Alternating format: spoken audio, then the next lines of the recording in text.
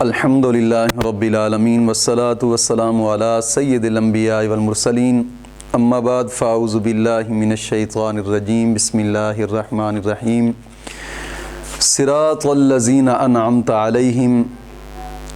یہاں تک آپ نے تفسیر عالمانہ بھی پڑھی اور اس کے فوائد بھی اور تفسیر صوفیانہ بھی. آج کے سبق میں اس کے اوپر ہونے والے اعتراضات اور پھر ان کا جواب. پھر اگلا سبق انشاءاللہ العزیز شام کے وقت یا صبح پڑھ لیں. اس پر ہونے والے اعتراضات کہ اہدنا الصراط المستقیم صراط الذین انعمت علیہم، کہ راستہ ان لوگوں کا کہ جن پر تو نے انعام فرمایا ہے. اس کی عالمانہ تفسیر اور صوفیانہ تفسیر ہو چکی ہے. اس پر ہونے والے اعتراضات، پہلا اعتراض اس پر یہ ہوتا ہے کہ صراط مستقیم ایک راستہ ہے اور انبیاء اور اولیاء اور علماء الگ الگ راستے رکھتے ہیں. تو ایک راستہ ان سب کا راستہ کیسے ہو سکتا ہے؟ کیونکہ ہر نبی کی شریعت علیحدہ ہے اور ہر ولی کے سلسلے طریقت جدا جدا ہیں. کوئی قادری ہے، کوئی چشتی ہے، کوئی سہروردی ہے، کوئی نقش بندی ہے. اور علماء کے مذہب بھی الگ الگ ہیں. کوئی حنفی مذہب رکھتا ہے، کوئی حنبلی مذہب رکھتا ہے، کوئی شافعی مذہب رکھتا ہے، کوئی مالکی مذہب رکھتا ہے. یعنی مذہب بھی الگ الگ ہیں، سلسلے بھی الگ الگ ہیں، اور اولیاء، علماء اور نبیوں کے راستے بھی الگ الگ ہیں. تو ہر ولی کا سلسلہ طریقت بھی الگ الگ ہے. تو پھر راستہ ایک کیسے ہو سکتا ہے، صراط مستقیم والا راستہ؟ یہ جناب علی ایک سوال ہے. اس کا جواب بڑا ہی نہایت اور نفیس مثال دے کر تفسیر عزیزی والے نے لکھا ہے.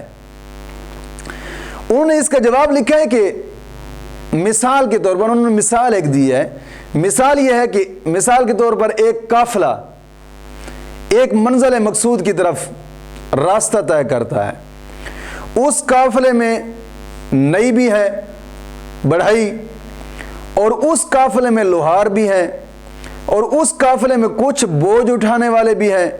اس قافلے میں کچھ کرایہ دار بھی ہیں. اس قافلے میں کچھ محافظین بھی ہیں، چوکیدار بھی ہیں. ہر شخص ایک ہی راستہ جناب علی طے کر رہا ہے، ایک ہی جگہ جا رہا ہے، لیکن اپنے اپنے درجے الگ الگ درجے کے لائق علیحدہ علیحدہ کام ہے. لیکن سب کی منزل مقصود ایک ہی ہے. منزل مقصود ایک ہے، لیکن کام درجات کے لحاظ سے الگ الگ ہیں. یا یوں مثال سمجھے کہ ایک جناب علی باراتی جاتا ہے، بارات جاتی ہے، ایک دلہن کو لینے کے لیے جاتے ہیں. 200-300 آدمی ہے اس بارات میں. کوئی جناب علی ان میں ڈرائیور ہے، کوئی جناب علی ان میں روٹیاں پکانے والا، کوئی روٹیاں تقسیم کرنے والا، کوئی برتن دھونے والا، کوئی جناب علی گاڑیاں صاف کرنے والا، کوئی گاڑیاں چلانے والا، کوئی سواریاں بیٹھنے والا.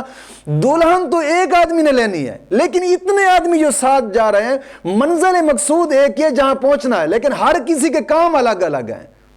یا یوں مثال سمجھ لیں جس طرح کے یونانی طبیب ہیں اور ڈاکٹر ہیں، ایک ہی بیماری کا علاج کرتے ہیں اور علاج کے طریقے جدا جدا ہیں. علاج کے طریقے جدا جدا ہیں جناب علی. ہر طبیب علاج کا طریقہ جدا جدا رکھتا ہے. کوئی مفرد دواؤں سے علاج رکھتا ہے، کوئی جناب علی معجونوں سے علاج کرتا ہے، کوئی ارکیات سے علاج کرتا ہے، کوئی شربتوں سے علاج کرتا ہے. سارے یونانی حکیم ایک ہی قسم کے معالج ہیں، لیکن راستہ الگ الگ ہے، اور ڈاکٹر کا راستہ بھی الگ الگ ہے، لیکن منزل مقصود ایک ہے کہ اسی بیماری کو جناب علی ختم کرنا ہے. اور براتیوں کے منزل مقصود بھی ایک ہی جگہ ایک پر پہنچنا ہے. قافلے کا راستہ بھی منزل مقصود ایک ہے کہ ایک ہی، اگرچہ ان کے اعمال میں کافی قدر اختلاف رہے ہیں، اصل منزل مقصود سبھی کا ایک ہے. یہ عملوں کا اختلاف زمانے اور مزاجوں کے اختلاف کی وجہ سے ہے. زمانہ موسوی تھا، حضرت موسیٰ علیہ السلام کے زمانہ میں دین مسوی ہی ان لوگوں کے مزاج اور زمانے کے موافق تھا، اور زمانہ عیسوی میں حضرت عیسیٰ علیہ السلام کا دین ان لوگوں کے زمانے اور جناب علی لوگوں کے مزاج کے موافق تھا۔ حدیث پاک میں آتا ہے کہ انبیاء کرام باپ شریک بھائی ہیں، باپ شریک بھائی۔ اصل توحید سب کا اتفاق ہے، عملوں میں اختلاف جناب علی، اعمال میں اختلاف رہا ہے، منزل مقصود سبھی کی ایک ہے، وہ رب توحید، وہی سیدھا راستہ منزل مقصود سبھی کی ایک ہوتی ہے، لیکن اعمال یہ جدا جدا ہیں۔ ایسے ہی انبیاء، اولیاء، علماء حق اور اولیاء کرام اور جناب علی مجتہد علماء امام، سبھی کی منزل مقصود ایک ہے، اگرچہ اعمال میں اختلاف ہے، منزل مقصود سبھی کی ایک ہے۔ اور دوسرا اعتراض